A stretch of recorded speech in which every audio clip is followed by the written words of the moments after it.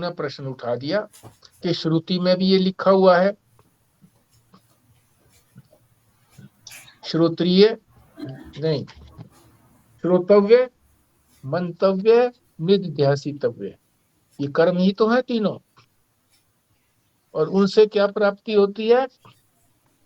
आत्मा व अरे दृष्टव्य, आत्मा को का दर्शन करो। और कैसे करेंगे? श्रवण करके, मनन करके और निध्यासितव्य। तो ये श्रुति ही तो कह रही है, वेद ही तो कह रहा है, ये उन्होंने तर्क दिया। और फिर ये भी कहा साथ में कि मान लीजिए परमात्मा की प्राप्ति नहीं होती, तब भी कर्म जो है वो तत्व ज्ञान प्राप्ति में सहायता तो देगा ना, सीधे नहीं होगा तो सहायक तो होगा, और जो परम पुरुषार्थ है उसकी सहायता तो होगी। माने विद्या का सहायक तो होगा कर्म। ये उन्होंने एक शंका उठाई। दूसरी शंका भी कहते हैं साथ ही साथ, तो ये अब पढ़ेंगे। संजीव शर्मा जी पढ़िए दूसरी शंका।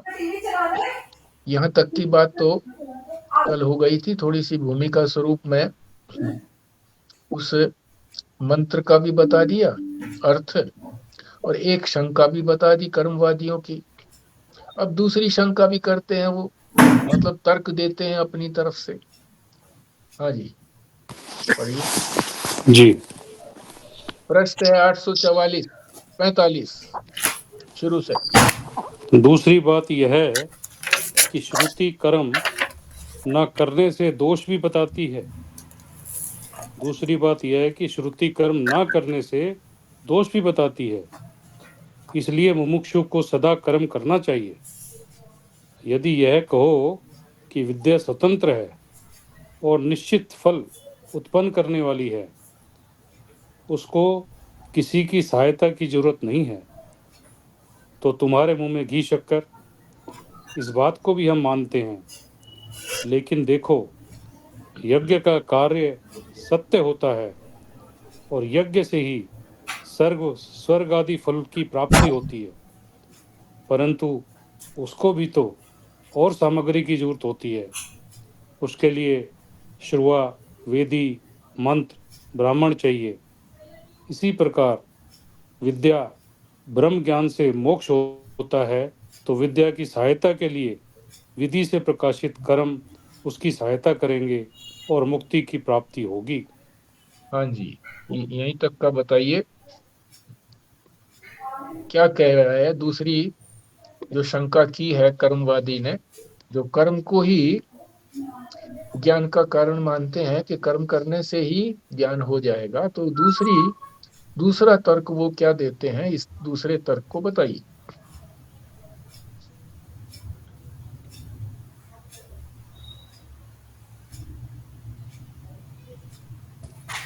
ये दृष्टांत तो ऐसा ही है जी कि जी आप ग्रेजुएशन कर लोगे तो आपको डिग्री मिलेगी, मगर डिग्री मिलने के लिए नर्सरी से तो पढ़ना पड़ेगा ना जी। कि कर्म से ज्ञान की प्राप्ति नहीं होगी, मगर कर्म तो करना पड़ेगा, तब तो एक स्थिति तक पहुंचोगे। दूसरा ये जो हवन की बात कर रहे हैं कि हवन से मोक्ष की प्राप्ति होगी, इनसे यज्ञ से, बट यज्ञ करने के लिए बाकी चीजों की तो जरूरत पड़ेगी, बिना उनके यज्ञ भी नहीं हो पाएगा। ठीक है जी, और कोई बोले?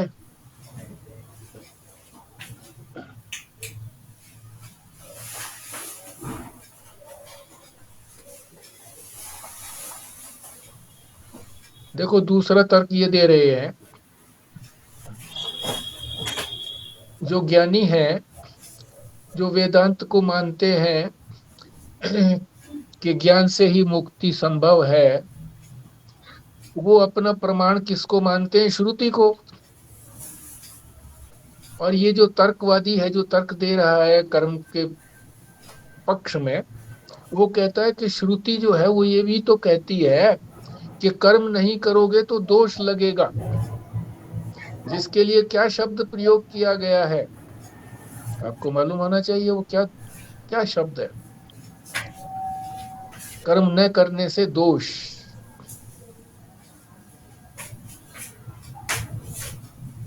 प्रत्यवाय, प्रत्यवाय शब्द आया है कई बार। शब्द प्रत्यवाय का अर्थ भी समझाया गया है कि अगर कर्म नहीं करेंगे, नित्य नैमित्तिक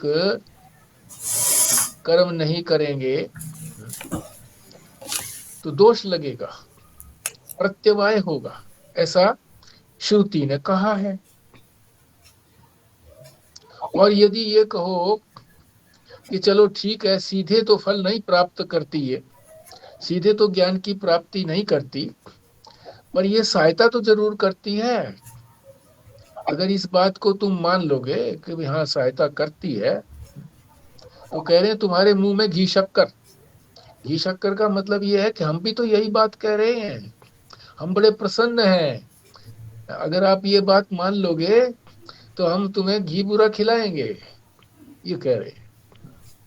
और ये बता भी रहे हैं साथ में कि जैसे यज्ञ को सत्य कहा गया है, कि यज्ञ करने से जिसके लिए यज्ञ किया जाता है वो चीज की प्राप्ति होती है। तो ये सत्य है कि यज्ञ करने से सत्य की प्राप्ति होती है। क्या प्राप्ति होती है? स्वर्ग आदि फल मिलते हैं, और जो पुत्रेष्टि यज्ञ करते हैं उनको पुत्र की प्राप्ति होती है। तो फल की तो प्राप्ति होती है, और उसको सत्य कहते हैं कि भाई हाँ स्वर्ग में जाएंगे, स्वर्ग आदि की भी प्राप्ति होती है। और उसके लिए भी तो सामग्री चाहिए ना, वो बताई, शुरू हुआ जिससे संविदा डाली जाती है। वेदी, वेदी बनाते हैं, मंत्र का उच्चारण करता है ब्राह्मण, तो ब्राह्मण भी चाहिए। इसी प्रकार विद्या, ब्रह्म ज्ञान से मोक्ष होता है। तो विद्या की सहायता के लिए विद्या की प्राप्ति तो कराएगी ना ये विधि से प्रकाशित कर्म, जो विधि और निषेध रूप जो शास्त्र है, तो विधि में ही तो कहा है उन्होंने कि ये कर्म करोगे तो इससे सहायता मिलेगी और फिर मुक्ति की प्राप्ति होगी। ये कर्मवादियों ने, जो कर्म के पक्षपाती हैं कि कर्म से ही मोक्ष हो सकता है, मुक्ति हो सकती है, ये उन्होंने तर्क दिए। तो ये आपको ठीक से समझ में आ गई। पहला तो उन्होंने श्रुति का ही उदाहरण दिया था, श्रोतव्य, मंतव्य, निधिध्यासितव्य, आत्मा वा अरे दृष्टव्य, आत्मा देखने के, दर्शन करने योग्य है तो उसको सुनो, मनन करो और फिर निध्यासन करो, तो कर्म हो गए। चलो इसको भी अगर छोड़ो, फिर भी ये सहायता तो करेगा ना। जो पुरुषार्थ, चार पुरुषार्थ बताए हैं, तो परम पुरुषार्थ में सहायक होगा ये। चलो इसको भी नहीं मानते हैं तो दूसरा और तर्क दिया कि श्रुति ही तो बता रही है कि कर्म करने से, न करने से, अगर नित्य नैमित्तिक कर्म नहीं किए तो प्रत्यवाय होगा, दोष लगेगा। और अगर तुम इस बात को मानते हो तो हमें बड़ी प्रसन्नता है। और फिर यज्ञ का भी उदाहरण दिया कि यज्ञ जो श्रुति ने बताए हैं, उन यज्ञों को करने से स्वर्ग की भी प्राप्ति होती है, और जो और यज्ञ किए जाते हैं उनकी प्राप्ति होती है। उसके लिए भी तो सामग्री चाहिए, तो ये सहायता तो करेगा ना कम से कम मुक्ति में, तभी तो मुक्ति की प्राप्ति होगी। अब इसका उत्तर देते हैं। तो कई स्थानों पर जो तर्कवादी होते हैं ना, उनको कहते हैं वादी, वादी। और जो उस वाद का उत्तर देते हैं उनको कहते हैं प्रतिवादी। जो शास्त्र के विरुद्ध शंका उठाते हैं उनको वादी कहते हैं, और जो उसका उत्तर देते हैं, समाधान करते हैं, उनको प्रतिवादी कहते हैं। तो ये क्या उत्तर देते हैं, इसको पढ़िए आगे। हाँ जी। जो लोग अपनी बुद्धि से युक्ति निकालते हैं, तर्क वितर्क करते हैं,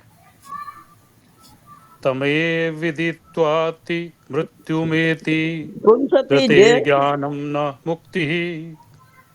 पेज कौन सा है? 845।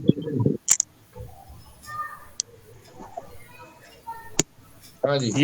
ये सब श्रुति उनको मालूम नहीं है, उनका यह कहना भी असत्य है, क्योंकि दृष्ट विरोध कारणात दृष्ट का लौकिक व्यवहार का ही विरोध है, उनके कथन में प्रत्यक्ष का विरोध है, दृष्टि का नहीं, दृष्ट का विरोध है। देहाभिमान से यह हाथ मेरा है, यह पांव मेरा है, यह जीभ मेरी है, इससे कर्म की वृद्धि होती है, और विद्या से गताह कृत्यतः अहंकार की निवृत्ति होती है। अहंकार छोड़ना, जो कुछ मिलता है उसका नेति नेति के द्वारा परित्याग करते जाओ, तब ज्ञान की सिद्धि होती है। हाँ जी, इसको बताइए जी, रहस्य बताइए इसका। क्या फिर उत्तर देते हैं, क्या समाधान देता है ज्ञान मार्ग वेदांत? हाँ जी।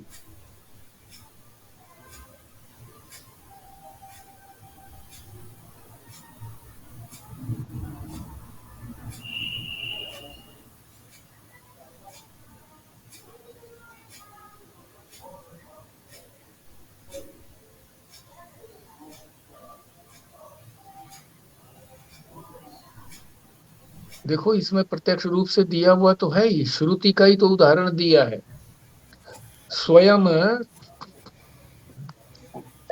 प्रतिवादी ने, जो ज्ञान के पक्षपाती हैं, वेदांत के पक्षपाती हैं, उन्होंने कहा कि देखो ये श्रुति है तो सही, ये श्रुति जो है वो उन्होंने पढ़ी नहीं है। जो कर्मवादी हैं, जो कर्म को मानते हैं, उन्होंने इस श्रुति को शायद नहीं पढ़ा है। ये श्रुति क्या कहती है? तम एव विदित्वा अति मृत्युमेति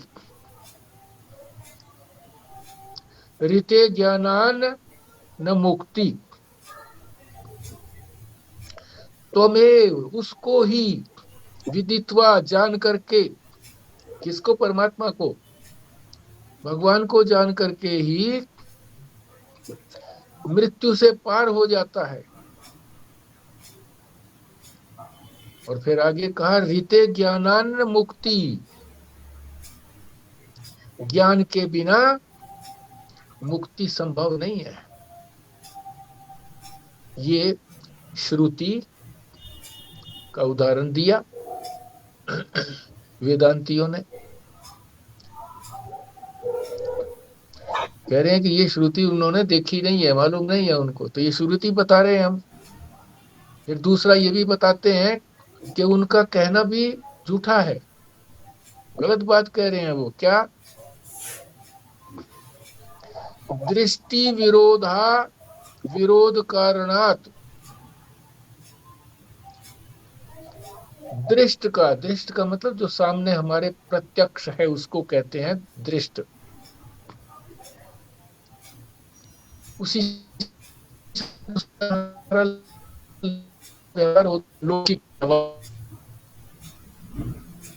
हमें मालूम पड़ता है, उसी से हमारा सारा चलता है। आवाज कट रही है उससे जी। तो विरोध है। हाँ जी, बोलिए जी, आप लोग बोलिए। आवाज कट रही है। और लोग बोले। आवाज के बारे में। हाँ पहले अब कटी थी, अभी तो ठीक है जी, अब बीच ठीक में हो कट रही गया। थी पहले। हाँ ठीक है। जो हम सारा व्यवहार करते हैं लोक के अंदर, वो हम प्रत्यक्ष जिसको अनुभव करते हैं उसी से सारा विरोध वो व्यवहार करते हैं, हमारा व्यवहार होता है उसी से तो विरोध है। वो प्रत्यक्ष का विरोध करते हैं, उनके कथन में प्रत्यक्ष का विरोध है, दृष्टि का नहीं है, दृष्ट का विरोध है। एक होता है दृष्ट, जो सामने दिखता है, किससे दिखता है? दृष्टि से, आंख से नहीं दिखता, दृष्टि से। आंख तो बहुतों की होती है और उसमें प्रकाश नहीं होता। डॉक्टर कह देता है वो टॉर्च से प्रकाश को ऊपर से मारता है, दिखाई दिया कुछ? नहीं दिखाई दिया। नीचे से ये नहीं दिखाई दिया। दृष्ट को यहाँ दृश्य ही कह रहे हैं क्या? दृश्य को ही दृष्ट कह रहे हैं क्या? हाँ जी, दृश्य को ही, दृश्य को कहो, या जो हमें ज्ञान इंद्रियों से अनुभव में आता है वो भी तो सारा दृष्ट है, उसी से तो ही हमारा सारा व्यवहार हो रहा है, ये बात कही है। तो उससे विरोध है, मगर दृष्टि से तो विरोध नहीं है ना। दृष्टि दृष्टि जो है वो आंख के अंदर होती है, जो प्रकाश रूप होता है, चेतन आत्मा का प्रकाश होता है, उसी को दृष्टि कहते हैं। दृष्टि का तो विरोध नहीं है, जो दिखता है, दृष्ट माने जो दिखता है, उसका तो विरोध है, दृष्टि का तो विरोध नहीं है। वो जो कह रहे हैं वो तो यही कह रहे हैं कि उनके कथन में प्रत्यक्ष का विरोध है, जो सामने अनुभव में आता है, दृष्टि का तो नहीं है, दृष्ट का ही विरोध है ना। देह अभिमान से, जब हमारे अंदर अभिमान होता है, अहंकार होता है, तो वो पहले बुद्धि में जाता है, फिर मन में, फिर इंद्रियों में। तो हाथ इंद्रिय है, वहां जाता है प्रकाश और उसको कहता है ये हाथ मेरा है। पैर में जाता है तो कहते हैं ये पैर मेरा है। जीभ में, ज्ञानेंद्रिय में जाता है तो कहते हैं ये जीभ मेरी है। जब ये मेरापन आ जाता है, मैंपन आ जाता है, अहंकार आ जाता है, इसी से तो कर्म की वृद्धि होती है। जब ये अहंकार आ गया कि ये चीज मेरी है, तो फिर इससे राग भी होगा, द्वेष भी होगा, और राग और द्वेष को पकड़ने के लिए और छोड़ने के लिए फिर कर्म करेंगे, और इस तरह से ये कर्म बढ़ता चला जाता है। और विद्या से, विद्या क्या करेगी? ये तो अविद्या की बात थी। विद्या क्या करती है? गत अहंकृतः, गत अहंकृतितः, यानी अहंकार की निवृत्ति होती है। गत माने चले जाना, छूट जाना, जो चला गया। गतासून आया ना गीता के अंदर, जो चला गया सो चला गया, जो आया आ गया, जो गया सो गया, समय चला गया। अहंकार की निवृत्ति होती है विद्या से, और अहंकार को छोड़ना ही है। जो कुछ भी मिले, इसका उपाय बताया फिर कि अहंकार को कैसे छोड़ेंगे। अहंकार से अगर हम मैं मानते चले जाएंगे कि ये भी मैं, ये भी मेरा, तो सारा संसार बढ़ गया ना। मैं मानने से किसी चीज को, शरीर को मैं मान लिया, तो शरीर के जितने संबंधी है वो सारे मेरे संबंधी हो गए, और संबंधियों के जो और संबंधी है, मित्र है, वो भी मेरे से संबंधित हो गए। तो ये इस तरह से श्रृंखला चल जाती है। और अगर मैं मानना छोड़ दिया, जो भी पदार्थ सामने आया उसको कहा ये भी नहीं, ये भी नहीं। नीति का मतलब नहीं, ये भी नहीं, न इति। इति माने ये है, और न माने नहीं। ये नहीं है, ये भी नहीं, ये भी नहीं। इस तरह से करते चले जाओगे तो अहंकार तो नहीं जुड़ेगा ना फिर। मैं पना तो हम जोड़ नहीं रहे, मैं पने को तो हम हटा रहे हैं, नेति नेति करके। नेति नेति करने से ही तो जो बचेगा वही तो हमारा स्वरूप होगा, परमात्मा का स्वरूप होगा, वही तो ज्ञान होगा। उसी से तो ज्ञान की प्राप्ति होगी, नेति नेति करने से। मैं करने से नहीं होगा, तो होगा कि ये मैं किया तो फिर और मेरा भी आ गया और आगे बढ़ता चला गया, संसार बढ़ गया।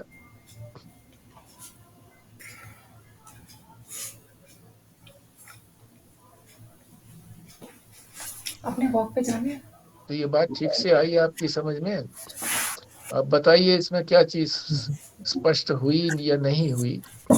स्पष्ट हुई है तो प्रयत्न करे कि एक्सप्रेस करने का प्रयत्न करें, पता लगे हाँ ठीक से समझ में आ गई है।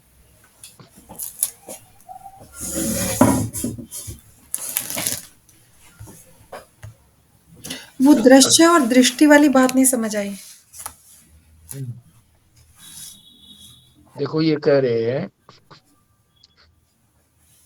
जो समाधान दे रहे हैं ना उनकी शंका का, उन्होंने कहा कि उनको इस श्रुति का मालूम नहीं है, जो श्रुति का अर्थ कर चुके हैं हम। और उनका ये कहना भी झूठा है, असत्य है। क्यों असत्य है? दृष्टि विरोध कारणात। दृष्ट का विरोध है, वेदांत जो है वो दृष्ट का विरोध करता है। दृष्ट का, जो दिखता है, जो दिखता है, जो अनुभव में आता है, जिसके लिए हम फिर कर्म करते हैं, उसी का तो विरोध कर रहा है वेदांत। दृष्टि का तो विरोध नहीं कर रहा, दृश्य का विरोध कर रहा है। दृष्ट माने दृश्य, जो दिखता है। दिखते का मतलब अनुभव में आता है, इसका विरोध करता है वेदांत के। इससे नहीं हो सकता, कर्म से नहीं हो सकता, उसी से तो कर्म होते हैं। दृष्टि से कर्म नहीं होते, दृष्टि तो सिर्फ देखती भर है। दृष्टि से तो केवल दिखता है, देखती भी नहीं है बल्कि दिखता है। प्रकाश केवल वस्तुओं को दिखा देता है, प्रकाश देखता तो नहीं है, दिखा देता है। तो दृष्टि कहो या प्रकाश कहो या चेतन कहो या आत्मा कहो। तो इसको ऐसे भी कह सकते हैं कि ज्ञानी भी जो है वो भी देख तो रहा ही है, पर वो उसको ये पता है कि ये दृश्य है नहीं या फिर ये झूठा है। तो इसी तरह से जो श्रुति है वो भी दृष्टि का विरोध नहीं है, देखने का विरोध नहीं है, पर जो दृश्य चल रहा है, जो मिथ्या है, जो असत्य है, उसकी बात कर रहे हैं ये। उसका विरोध है, उसका विरोध ज्ञानी करता है, वेदांत कर रहा है। दृष्ट का विरोध कि उससे कर्म तो उसी से होते हैं ना, इससे तो कर्म होते नहीं है। दृष्टि तो कोई कर्म नहीं करती ना।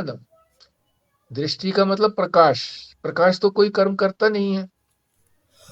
जो चीज वस्तु जैसी है वैसी दिख जाती है उसके प्रकाश होने से।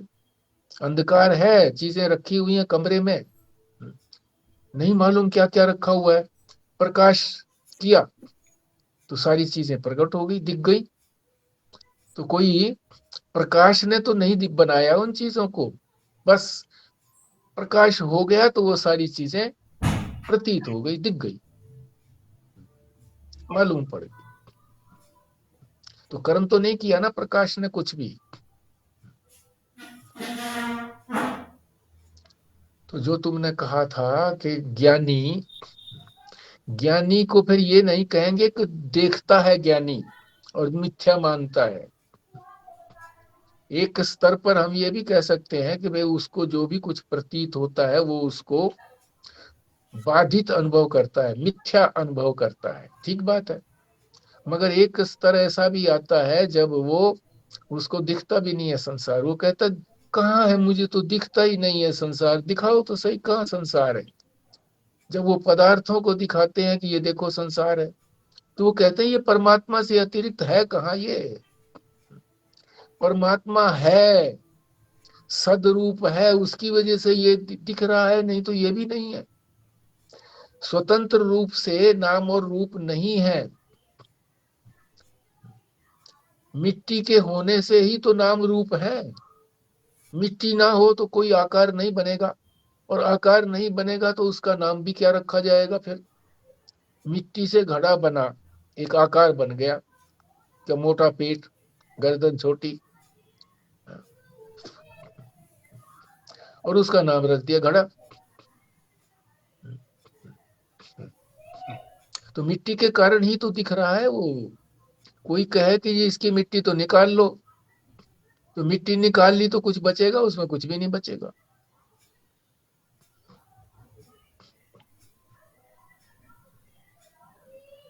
तो विद्या बताई कि विद्या से ही अहंकार की निवृत्ति का उपाय भी बता दिया कि ये संसार जो आगे बढ़ता है, ये आगे ना बढ़े हमारे लिए। हम मैं मान लेते हैं किसी भी चीज को, जो भी प्रतीत होती है मैं मान लेते हैं या मेरा मान लेते हैं। सभी चीजों को तो मेरा माना हुआ हमने कि ये मोबाइल मेरा, ये फलानी चीज मेरी, और ये चीज मैं। शरीर का जो भी अंग है उसको मैं मान लेते हैं, कभी उसके अंग को हम मेरा भी मान लेते हैं। तो उपाय बताया है कि अहंकार आगे ना बढ़े, संसार ना बढ़े और मेरा अहंकार समाप्त हो जाए। ये अहंकार का मतलब मैं मानना, यही तो बढ़ा रहा है सारे संसार को। तो उसका उपाय बताया, नैति नैति, नेति नेति, ये भी नहीं, ये भी नहीं, ये भी नहीं, सबको नकारते चले जाओ जो दिख जाए। अपनी आत्मा तो दिखती नहीं है, मैं पना थोड़ी दिखता है किसी को। कोई कहे, किसी से पूछे कि तुम कौन हो? जी मैं हूं तो सही, दिखा कहाँ है तू? ये तो शरीर है तेरा, जिसको तू कह रहा है ये तो शरीर है, दिखा। नहीं दिखा पाएगा। मैं को कैसे दिखाएगा? आत्मा को कैसे दिखाएगा? आत्मा से ही तो सारी चीजें देखी जाती हैं, फिर आत्मा को कैसे देखेंगे? आंख सारी चीजों को देखती है, पर आंख को कोई दिखा सकता है क्या? आप कहोगे जी शीशा दिखा सकता है, वो उसका प्रतिबिंब दिखाता है, आंख को कहाँ दिखाता है? प्रतिबिंब को दिखाता है, आंख को तो नहीं दिखाता। आंख को कोई नहीं दिखा सकता। इसी तरह से आत्मा को, मैं को कोई नहीं दिखा सकता। जो बच गया, जिसको हम नकार नहीं सकते, मैं को तो नकार नहीं सकते ना, क्योंकि जो नकारने वाला है वो सबको नकारता चला गया कि ये भी नहीं, ये भी नहीं, ये भी नहीं, ये भी नहीं। अब कोई बची नहीं चीज नकारने के लिए, नहीं बची, सिर्फ मैं बचा। मैं को तो नहीं नकार सकते हम। मैं नहीं हूं ऐसा कोई कह सकता है क्या? मैं नहीं हूं। अगर कोई ये कहे कि मैं बोल नहीं सकता, ऐसा बोले वो, ऐसा वो बोले कि मैं तो बोल ही नहीं सकता, तो फिर उसको क्या कहेंगे? तेरे जबान से ही तो बोल रहा है तू। जब बोल रहा है, जबान है तभी तो बोल रहा है। तो ये तेरा बोलना तो कि मैं नहीं बोल सकता, तेरा ये बोलना गलत है। क्योंकि जिससे तू कह रहा है कि नहीं बोल सकता, वो तो बोल ही रही है। तो मैं को तो नहीं नकार सकते हम, तो वो मैं ही बचा बस, जिसको नहीं नकारा जा सकता। ये बड़ी गंभीर बात है, बड़ा आनंद देने वाली बात है ये। इसी बात को इधर उधर से करके बताते चले जाओ। योग पुरुष परमानंद इसी तरह की कोई बात पकड़ लेते हैं और घंटे भर तक उसको सुनाते रहते हैं, सामान्य उदाहरणों से उसी बात को। लोगों को बड़ी अपील करती हैं। तो इसमें सामान्य भाषा नहीं है, ये तो शास्त्र की भाषा है जी।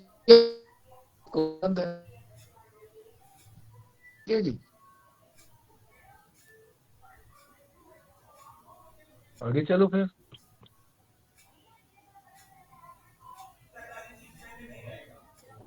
जी, विशुद्ध ज्ञान के विरोचन से विज्ञान, विज्ञान, विशुद्ध विज्ञान, विशुद्ध विज्ञान के विरोचन से पूजित वृत्ति को चर्मावृत्ति कहते हैं। दुनिया के ज्ञान में और ब्रह्म ज्ञान में बड़ा फर्क है। दुनिया का ज्ञान संस्कार से होता है।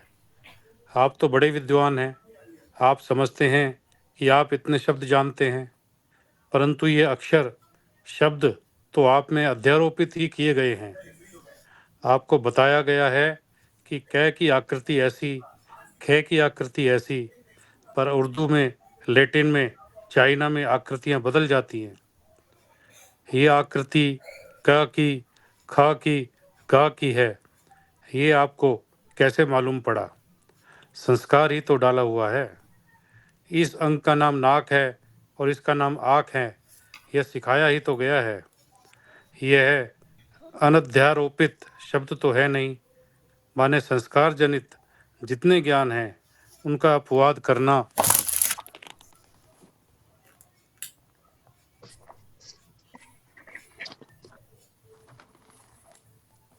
पड़ता है। उनका अपवाद करना पड़ता है, और जिन ज्ञानों से संस्कार पैदा होता है उन ज्ञानों का भी तिरस्कार करना पड़ता है। माने ज्ञानजन्य और ज्ञानजनक, संस्कारजन्य और संस्कारजनक दोनों प्रकार के ज्ञानों का तिरस्कार करके अपौरुषेय ज्ञान से जो वस्तु सिद्ध है वह कर्म का अंग नहीं होती है। सब कुछ सीखकर यहीं तक अगर समझ लें। हाँ जी,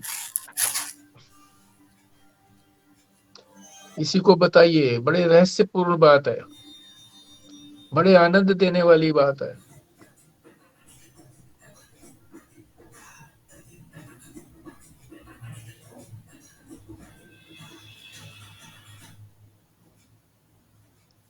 करिए शुरू, जैसा भी टूटा फूटा जैसा भी समझ में आया है वैसा बोलिए।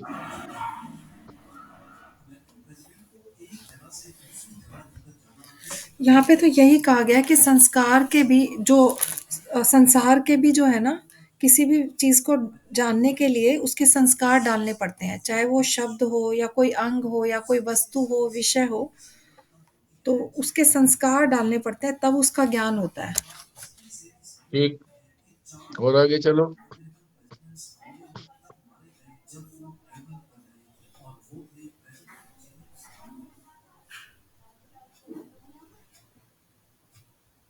आगे तो समझ नहीं आया। हाँ जी, और कोई बोले? माने कह रहे हैं जी कि जो संसार का ज्ञान है वो तो संसार का ज्ञान तो संस्कार से होगा, संस्कार से या संस्कार जनक जिससे संस्कार निकले हैं उनसे होगा, और इन दोनों का तिरस्कार करके, मगर इन दोनों से ज्ञान, अगर ज्ञान संसार की बजाय अगर ब्रह्म ज्ञान करना है तो इनको छोड़ना पड़ेगा।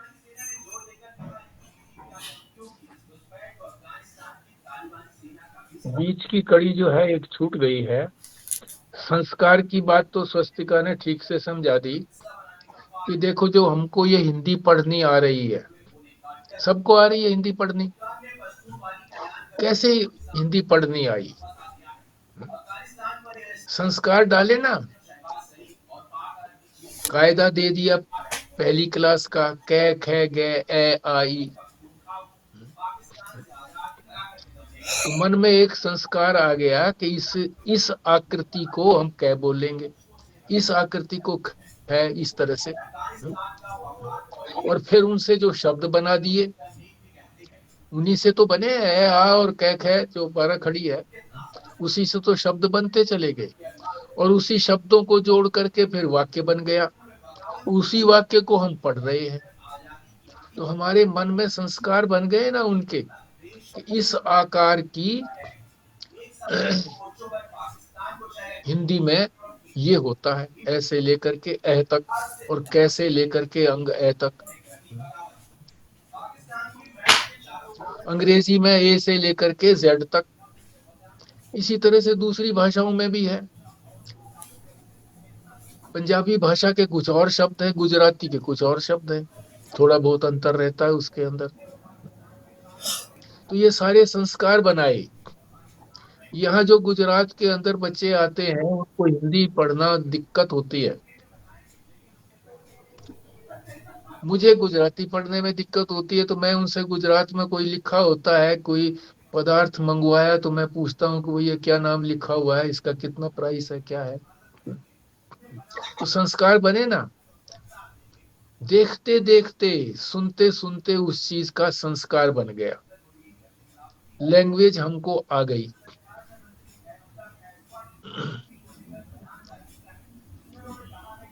ये हो गया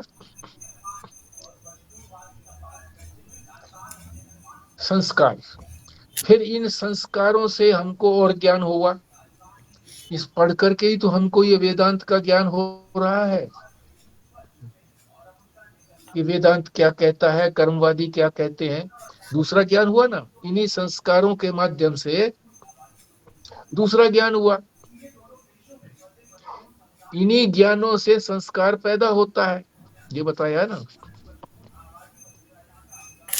कहते हैं संस्कार जनित जितने ज्ञान है, ये जो भी संस्कार से हमको मिला है ज्ञान, जानकारी लैंग्वेज की, इनसे जो हमको ज्ञान हुआ, इसका अपवाद करना है, इसको हटाना है। अपवाद माने हटाना। और ज्ञानों से संस्कार पैदा होता है, इन्हीं संस्कारों से ही तो ज्ञान पैदा हुआ, और उन ज्ञानों का भी तिरस्कार करना पड़ता है। पहले तो ज्ञान से, संस्कार से ज्ञान प्राप्त हुआ, फिर उन ज्ञानों से और ज्ञान मिले हमको। पहले तो हमको लैंग्वेज का पता लगा, हिंदी भाषा का, फिर हिंदी भाषा से हमको वेदांत का ज्ञान हुआ, इसका तिरस्कार करना है। इसका क्या अर्थ हुआ, ज्ञान जन्य और ज्ञान जनक। एक हो गए ज्ञान को पैदा करने वाले, एक हो गए ज्ञान से हुए, ज्ञान जन्य जिससे ज्ञान होता है। ज्ञान जन्य का मतलब जिससे ज्ञान हुआ, ज्ञान का जन्म हुआ। ज्ञान जन्य का मतलब ज्ञान का जन्म हुआ। और एक हो गया ज्ञान से जिसका पता लगा, ज्ञान जन्य और ज्ञान जनक, यानी संस्कार जन्य। एक तो संस्कारों से पता लगा हमको, भाषा आ गई हमको संस्कारों से, और एक फिर उस भाषा को जब हमने बार बार पढ़ा, उसके भी संस्कार बन गए, संस्कार जनक। अब हमको श्रुति का अर्थ पता लग गया, गीता के जो श्लोक हैं उनके अर्थ का पता लग गया, वेदांत क्या कहता है, ये भी तो एक ज्ञान आ गया ना। ये ज्ञान जनक का क्या मतलब है? ज्ञान से और ज्ञान? हाँ, जो ज्ञान हुआ, उससे जो यही संस्कार बने, संस्कार। उससे जो थोड़ा बहुत ज्ञान हाँ, हुआ, उसके संस्कार बने, उससे फिर और ज्यादा ज्ञान हुआ। उससे और ज्यादा ज्ञान हुआ। इन दोनों का तिरस्कार करना है। तो हम ये भी बोल सकते हैं ज्ञान जनक का मतलब कि संस्कार से ज्ञान बनना, जैसे वो तो था, सॉरी, ज्ञान जन्य का मतलब कि संस्कार से ज्ञान मिला, और यहाँ पे हम बोल सकते हैं कि ज्ञान से संस्कार बने। हाँ, ज्ञान ज्ञान से और ज्ञान हुआ, एक से ज्ञान हुआ, एक से संस्कार बने, संस्कार जन्य। इसको स्पष्ट करो, ज्ञान जन्य और जनक से इतना स्पष्ट नहीं होगा। संस्कार जन्य, एक ने संस्कार को जन्म दिया, जन्य माने जन्म दिया, और संस्कार जनक एक संस्कारों को पैदा करता है। संस्कार जन्य, संस्कारों से क्या हमको आगे प्राप्ति हुई, और एक ने जो संस्कार पैदा किए, शुरू में संस्कार पैदा हुए, संस्कार जन्य, और दूसरे में जो है, जो संस्कार हुए उनसे फिर आगे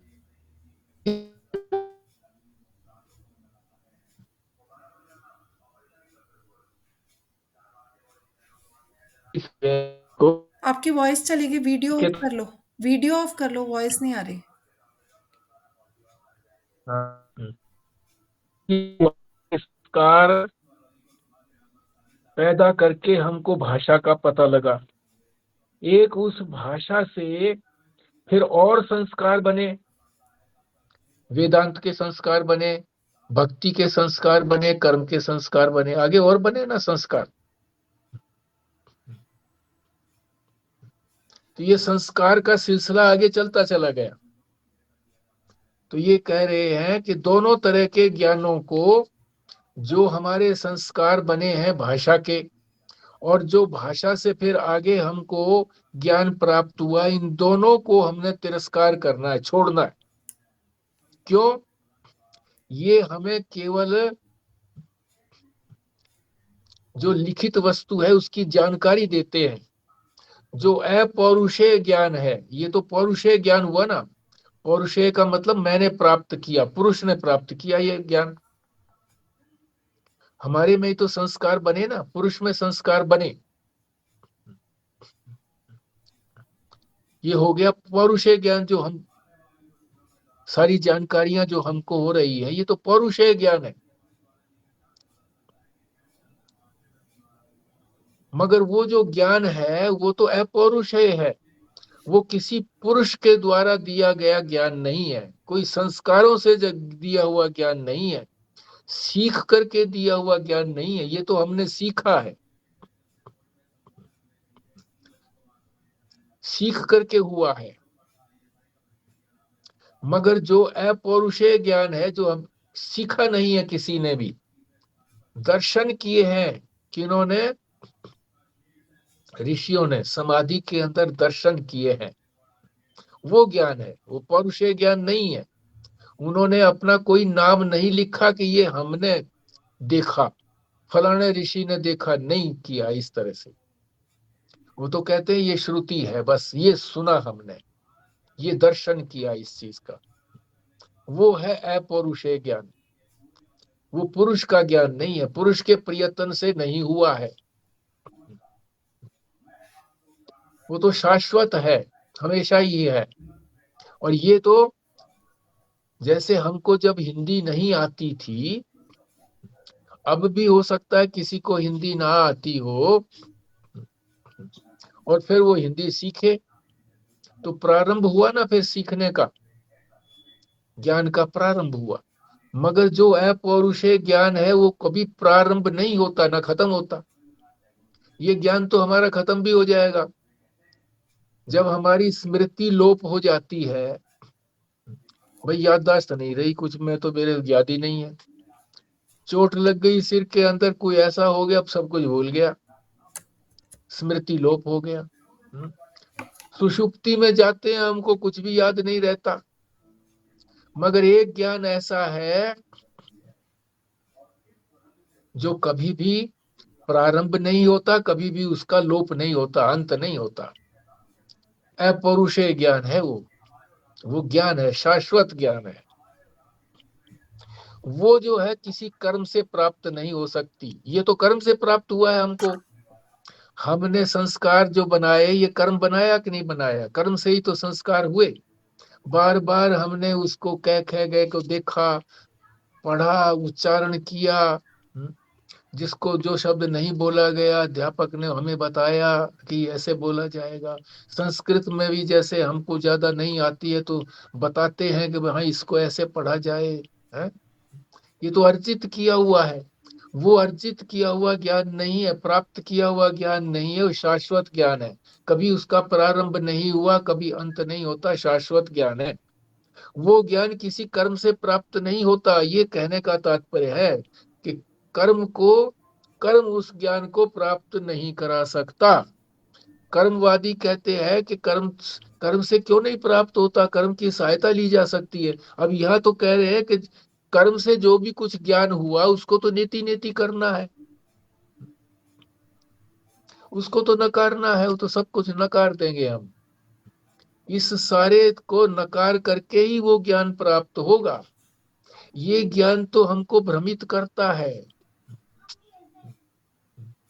नारद मुनि ने सारे शास्त्रों का ज्ञान प्राप्त किया, फिर भी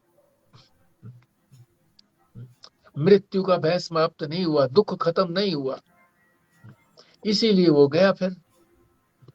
कि मेरा दुख किस तरह से खत्म हो, मेरे मृत्यु से डर लगता है कैसे दूर हो मेरा, ये सारा ज्ञान उसको प्राप्त था, इससे तो होता ही नहीं है। इसीलिए तो कह रहे हैं कि ये ज्ञान जो है, उस ज्ञान, ये सारा कर्म किया ना उसने, सारा संस्कार बनाए, सारे इतने सारे शास्त्रों का ज्ञान, सारी भाषाओं का ज्ञान, सब कुछ ज्ञान, मगर नहीं, आत्मा का ज्ञान नहीं हुआ। आत्मा के बिना, उसने सुन रखा था कि आत्मा के बिना मोक्ष की प्राप्ति नहीं होती, मृत्यु से पार नहीं जा सकते, तो इसको तो नकारना पड़ रहा है। ये कर्म से प्राप्त हुआ है, तो यही तो बता रहे हैं। जो कर्मवादी कह रहे हैं वो तो सहायता करेगा, ये नकार रहे हैं हम, तो इसको सहायता क्या करेगा, ये इसको तो नकार रहे हैं हम, सहायता कुछ नहीं कर रहा ये। इसी ने तो हमको भ्रमित किया है कि सारे संसार में फैला दिया है इसको। ठीक है जी, ये बात समझ में आई कि नहीं आई आपको? वही एक लाइन पहले तो कहा है जी कि कर तत्व ज्ञान में कर्म जो है फिर सहायक तो होगा। किसने कहा है? इसी में एक पेज पहले 844 पेज पे आया था जी, पर लास्ट लाइन में। ये कौन कह रहा है? कर्म से परमात्मा की प्राप्ति न होती हो तब भी तत्व ज्ञान में कर्म सहायता करेगा ही। कौन कह रहा है? कर्मवादी तो कह रहा है, कर्मवादी तो कह रहा है।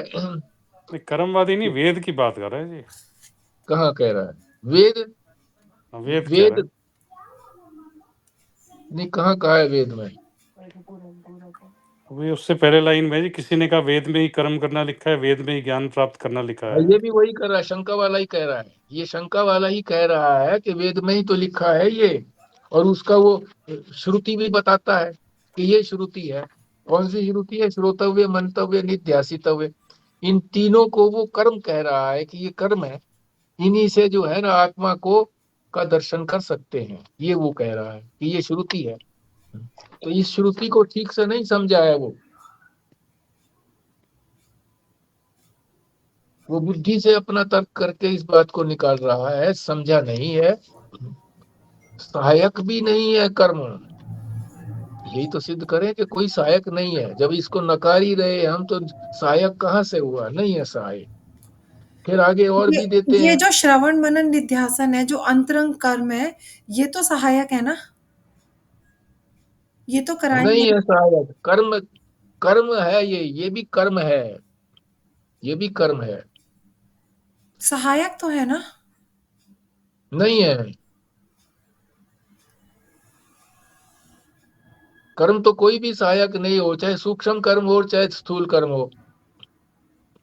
रास्ते की सीढ़ियां तो है। वो तो बुद्धि की तैयारी करता है, ये बुद्धि से जाना नहीं जाता। बुद्धि को तैयार करता है कि बुद्धि जो है वो ज्ञान की प्राप्ति, ज्ञान को समझ सके। मगर जब बुद्धि तैयार हो जाती है और वो ज्ञान को प्राप्त करने की कोशिश करती है, तो बुद्धि ही गुम हो जाती है। बुद्धि कहती है कि मेरे से तो प्राप्त ही नहीं हो सकता, बुद्धि नहीं जान सकती, स्वयं असमर्थ हो जाती है। बुद्धि की तैयारी के लिए ये सब कुछ है कि बुद्धि जाने। पर फिर वो उसमें और लय हो जाती है, मन भी लय हो जाता है और बुद्धि भी लोप हो जाती है उसमें।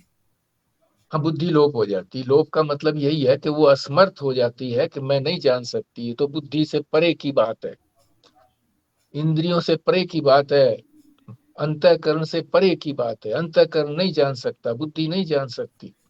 तैयारी तो हो जाती है, तो फिर मगर जब आग, कौन जानेगा फिर? कौन जानेगा? यही जानना है कि मैं उसको जान नहीं सकता, मैं हो सकता हूं, बस वही हो सकता हूं, उसको जान नहीं सकता, वो जानी नहीं जा सकती। मैं को कैसे जानोगे? सब चीजों को नकारने के बाद मैं बचता है। मैं नकार रहा है ना सब चीजों को, ये भी मैं नहीं, ये भी नहीं, मैं ये नहीं, ये नहीं, ये नहीं, तो बच गया क्या? मैं। अब मैं को तो नहीं नकार सकता कि तू तो है ही नहीं, है कैसे नहीं, मैं तो हूं। उसको नहीं निकाल सकता, तो वो मैं हुआ जा सकता है, ब्रह्म हुआ जा सकता है, आत्मा हुआ जा सकता है। और बुद्धि इस बात को जान लेती है कि मैं नहीं जान सकती, मैं नहीं जान सकी, मैं जानूंगी तो फिर मेरे द्वारा जाना गया वो। बुद्धि तो जान ही नहीं सकती, उसके द्वारा नहीं जाना जा सकता। वो हथियार डाल देती है कि मैं नहीं जान सकती। कोई ये कह तो दे जी बात मैंने ठीक तो, है जी, वो नहीं जान सकती, क्योंकि अगर वो जान लेगी तो वो उससे हम्म, बड़ी हो जाएगी। जो हाँ, जिस चीज को जान लेता है वो उससे बड़ा हो जाएगा। बट द्वैत नहीं भ्रम हो से गया, ऊपर तो कोई है ही नहीं, भ्रम से ऊपर। वो तो आपकी द्वैत बात हो ठीक है गया। कि वो हुआ जा सकता है, वो जाना नहीं जा सकता है। बट ये हम्म, एक स्थिति तक तो ले जाते हैं कि वहां जानने के बाद प्रभु की कृपा, जब परमात्मा कृपा करते हैं, इतना कुछ होने के बाद परमात्मा कृपा करते हैं, तब वो हुआ जा सकता है फिर। हाँ, ये कम से कम बुद्धि को तो हथियार डालने के लिए मजबूर कर सकते हैं, ये सारी जो चीजें हैं कर्म, कि कर्म करके अब सारा देख लिया, अब कुछ भी नहीं हो रहा। तो फिर अब बुद्धि भी हथियार डालेगी, मन भी हथियार डाल देंगे कि अब कुछ नहीं हो सकता, हम नहीं कुछ कर सकते। तभी तो जब हथियार डाले जाएंगे तभी तो गुरु जो है ना वो ये सोचेगा कि इसने सब कुछ कर लिया है, सब ज्ञान पर सब कुछ इसने श्रवण मनन भी कर लिया है, फिर उसके बाद भी इसको ज्ञान नहीं हुआ है, दुखों की आत्यंतिक निवृत्ति नहीं हुई है। तो फिर वो, और इसकी ब्रह्माकार वृत्ति हो गई है, तो फिर वो महावाक्य का उपदेश देता है, तब उसको अपने आप को वो जानता है, ब्रह्मात्मा के बोध होता है, तत्वमसी तू वही है।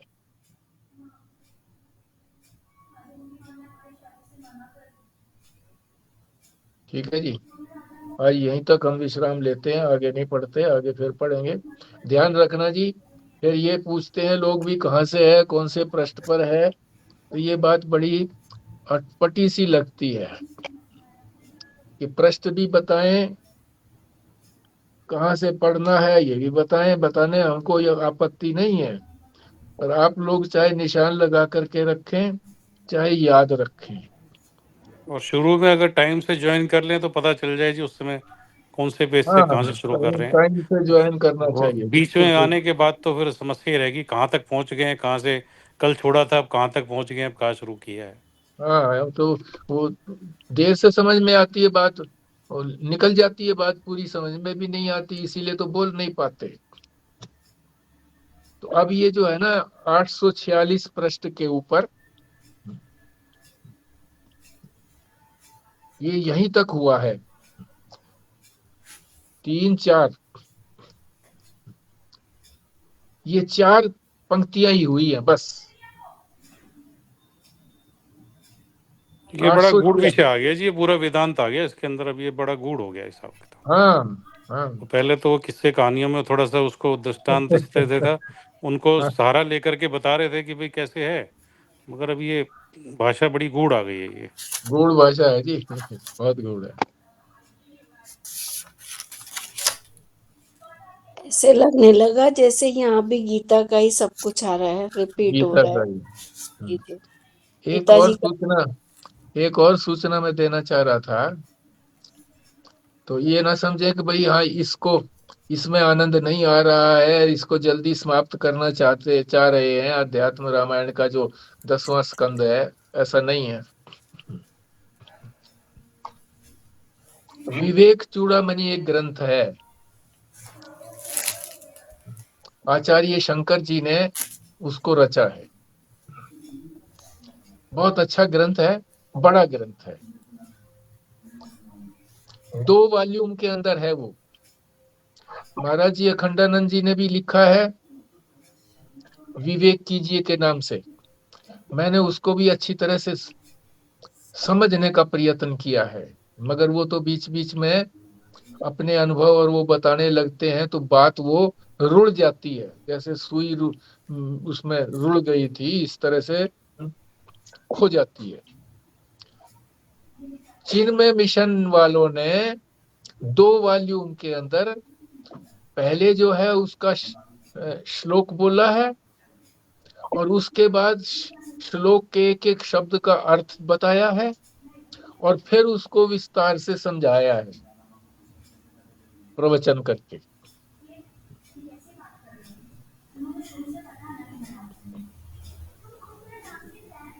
तो वो मैंने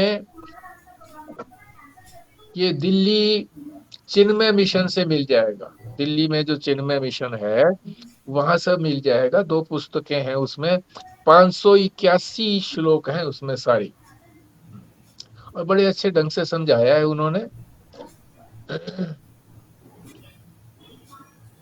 तो ये पुस्तक आप प्राप्त करने की कोशिश करें। दिल्ली में ही है लगभग सभी लोग।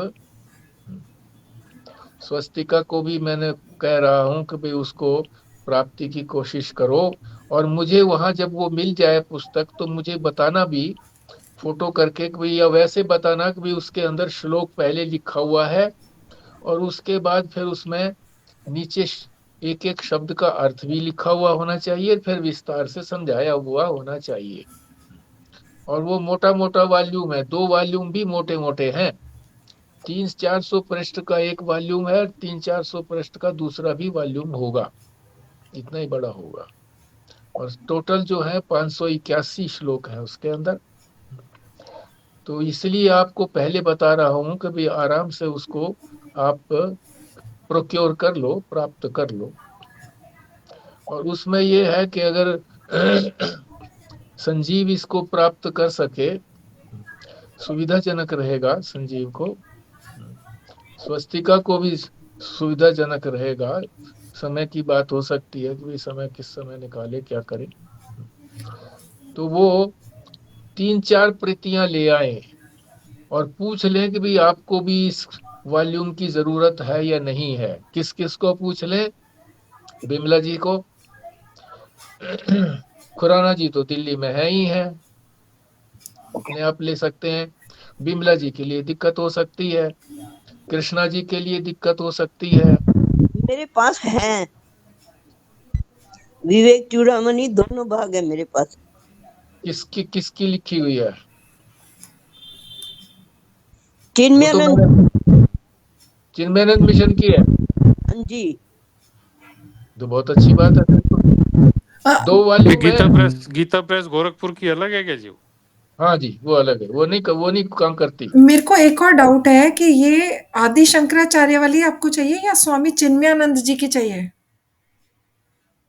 आदि शंकराचार्य ने तो ये श्लोक रचे हैं, रचनाकार हैं वो तो। जो स्पष्टीकरण दे रहे हैं वो तो चिन्मय मिशन वाले स्पष्टीकरण दे रहे हैं, उसको समझा रहे हैं। टीकाकार हैं वो, टीका से ही समझेंगे ना हम, श्लोकों को थोड़ी समझ पाएंगे। जो उसको स्पष्ट करते हैं उसी को समझ पाएंगे हम ठीक से। ये ना इसका मैंने अभी इंटरनेट पे भी देखा, तो ये भी इसके पीडीएफ भी अवेलेबल हो जाएगी, ऐसा लग रहा है मुझे। मैं आपके पास वो स्क्रीनशॉट भेजूंगी, हम्म। पर अगर इसमें पीडीएफ मिल जाएगा तो फिर तो मैं वैसे निकलवा लूंगी। नहीं नहीं, एक और बात भी है, ये वॉल्यूम 1 और 4 का है। इससे तो लग रहा है कि दो, अच्छा पार्ट 1 पार्ट 2 है। द पर अच्छा, ये शायद इंग्लिश में भी दिखा रहा है, ये तो कुछ और। The purpose of human life, और दूसरा वाला है श्रवण द गुरुज टीचिंग करके भी कुछ है। नहीं मिलेगा, नहीं मिलेगा, मैंने भी कोशिश कर ली है। अब तू अगर कुछ ज्यादा जानकारी हो तो कर लेना, कोशिश कर लेना। अच्छा, ये चिन्मयानंद जी के द्वारा है, ये जो आप बता रहे हो बुक? हाँ जी, हाँ जी। अभी आप आचार्य शंकर बोल रहे थे ना? अरे भाई मैंने अभी तो समझाया, शंकर जी के रचित है। श्लोक लिखे हुए हैं, भाष्यकार चिन्मय चिन्मय स्वामी चिन्मय जी हैं, अच्छा जो अच्छा। हाँ उन्होंने जिसका उसका अनुवाद किया है, जो उसको सरल भाषा में समझाया है खोल के। जैसे हाँ, अलग अलग है ना वो जी, चिन्मय महाराज है। जी सभी है, सारा कुछ करा तो शंकराचार्य जी का है। सारे भाष्य अलग अलग महात्माओं ने किए हैं। टीका कहो, भाष्य कहो, अनुवाद कहो, अनुवाद तो सिर्फ शब्दों का ही अनुवाद होता है। जब भाष्य लिखते हैं तो उसको स्पष्टीकरण करते हैं, टीका भी स्पष्टीकरण की जाती है। तो टीकाकार है ये चिन्मय मिशन।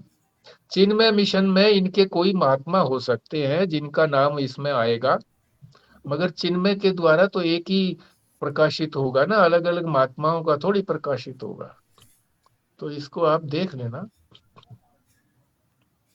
आप ग्रुप में नाम डाल देना। हाँ, तो डाल प्राइस दूंगा नाम तो, वो तो डाल दूंगा, आप मंगवा लेना। ये वहां से मिलेगी, चिन्मय मिशन नई दिल्ली में है किसी स्थान पर, वहां से मिलेगी। तो बबलू वो मंगवा सकता है बेटा आपका। अगर कोई मंगवा रहा हो तो प्लीज कोई जाए लेने के लिए तो मेरे लिए भी ले लेना, और अगर मैं गई तो मैं सबसे पूछ लूंगी। हाँ हाँ हाँ, कृष्णा जी तो कह रही है मेरे पास है चिन्मय मिशन का। तो ठीक है तो ठीक है। तो बिमला जी हो गई। स्वस्तिका दी मेरे लिए भी ले लीजिएगा। एक रेणु प्राशर हो गई है। और भाई वो रेणु भल्ला भी तो, उसको भी कैसे ओमिट कर दोगे। हाँ, उनसे भी पूछ लेंगे, उसने, अभी आज वो है नहीं। हाँ हाँ पूछ लेना। हाँ, अभी तो बहुत दिन है, हम कौन सा अभी चले जाएंगे। हाँ हाँ हाँ, ठीक है ठीक है। मेरे पास भी नहीं है जी, मेरा भी जाना मुश्किल होगा इतनी दूर। मेरे लिए भी मंगवा लें। मंगवा दें तो फिर आप कैसे लोगे। हाँ ये बात तो है। या ये लोग तो सारे पास में है ना, बिमला जी भी वहीं पर हैं, संजीव शर्मा भी वहीं पर हैं, और रेणु शर्मा जी को भी जो है वो कोई बात नहीं, एक। अगर हम गए तो हम इनको कोरियर कर देंगे अंकल को, कोई बात नहीं है। हम्म, अगर मैं गई तो ले आऊंगी सबके लिए। नहीं, या एग्जैक्ट एड्रेस मिल जाए तो फिर मैं मंगवा लूंगा जी। अरे दिल्ली की दिल में चिन्मय मिशन कोई अलग अलग तो है नहीं, एक ही चिन्मय मिशन है। अगर एक कोई ले आएगा ना, बुक पता लग जाएगी कि कौन सी है ना। यहाँ पे नेट पे जैसे नहीं पता लग रही, वहां जाके पता लगेगी कि एग्जैक्ट बुक कौन सी है। ये मैंने जो डाली हुई है ये एग्जैक्ट बुक नहीं है क्या। हाँ तो फिर उस पर एड्रेस भी एग्जैक्ट मिल जाएगा। ये भी तो डाल लिए स्वस्तिका। आ, डालिए कि मैं देख लेती हूँ एक बार। और देखो। देखते हैं जो व्हाट्सएप पे डाली है आपने। और कहाँ डालेंगे।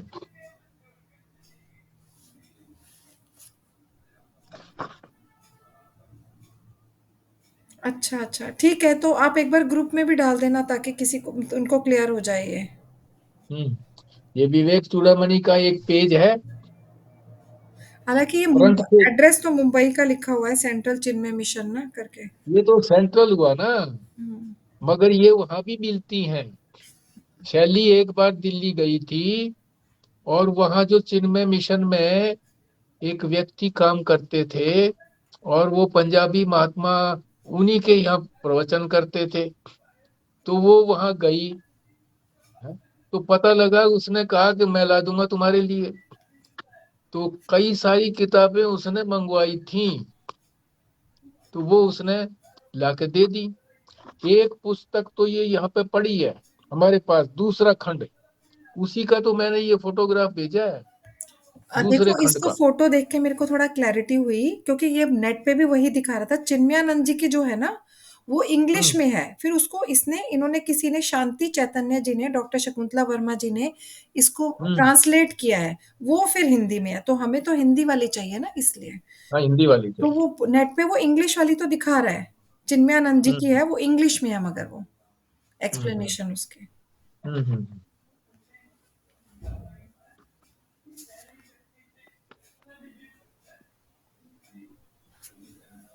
द्वितीय ठीक खंड, है जी। प्रथम खंड इस तरह से है।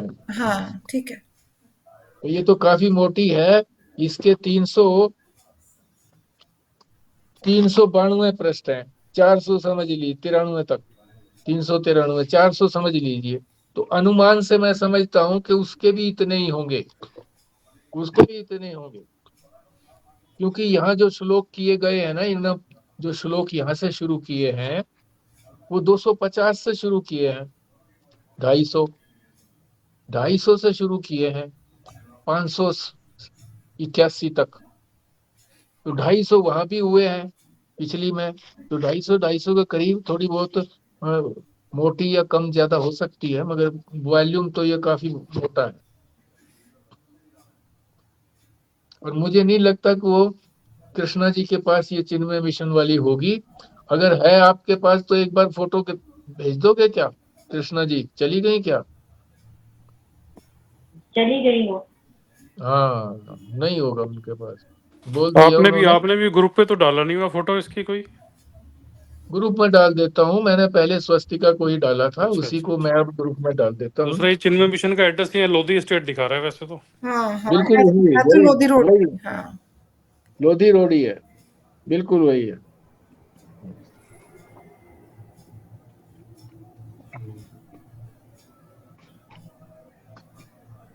तो दिल्ली वालों के लिए लोधी रोड जाने में कोई दिक्कत पड़ती है क्या? किसी को भेज सकते हैं जो नहीं जा सकता है, मेरे जैसा भी। वो तो वहां से भी ऑनलाइन भी आ सकता होगा, उनका उनका होगा कोई ना कोई साइट ऐसी जहाँ पे ऑनलाइन हाँ बुक करके वो घर भी भेज सकते होंगे। अगर थोड़ा सा करेंगे ना कोशिश, तो ये उनका एड्रेस मिल जाएगा तो उनके वो भी भेज सकते हैं। हाँ, तो पता कर लो, हाँ, सबके कान में इसीलिए डाला है कोई ऐसी कि भाई समस्या हमारी नहीं है। किताबें जाती हैं, लोधी रोड किताबें जाती हैं हमारी, और बस तो फिर दरियागंज। बस तो तो फिर मैं ठीक है। लड़के जाते रहते हैं ना उधर, हाँ पता हाँ करा हाँ लूंगी। हाँ, पता करा लेंगे, ठीक है। वही पर्टिकुलर पुस्तक होनी चाहिए। एक बार थोड़ा सा 1-2 पेज उसका फोटो लेकर के अगर भेज दे मेरे पास, या अपने हाँ आप जी। कंफर्म कर ले कि नहीं, भाई। खरीदने से पहले आपको कंफर्म करेंगे ना। हाँ ठीक है जी।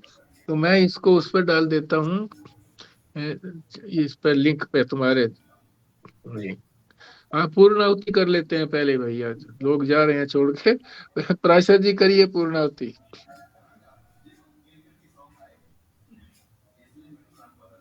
ॐ पूर्णमदः पूर्णमिदं पूर्णात् पूर्णमुदच्यते पूर्णस्य पूर्णमादाय पूर्णमेवावशिष्यते।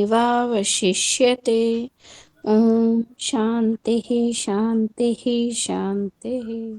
नारायण नारायण। नारायण नारायण। नारायण। नारायण।